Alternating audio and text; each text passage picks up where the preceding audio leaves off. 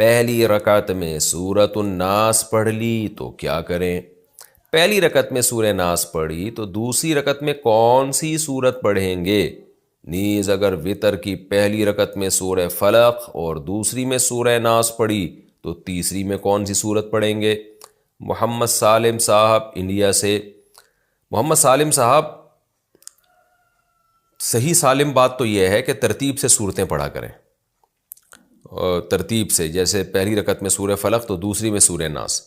लेकिन अगर किसी ने इसकी तरतीब के ख़िलाफ़ भी कर लिया तो कोई गुनाह नहीं है, ख़ास तौर पे जब भूले से हो जाए।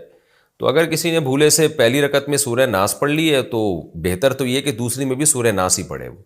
लेकिन अगर वो सूरह फलक भी पढ़ लेता है तो भी ठीक है, बेहतर ये है कि सूरह नास दोबारा रिपीट कर ले अगली रकत में। और अगर वितर की पहली रकत में सूरह फलक और दूसरे में सूरह नास पढ़ी तो तीसरी में सूरह नास पढ़ ले, दोबारा पढ़ ले, नहीं तो कुल हुवल्लाह पढ़ ले दोबारा।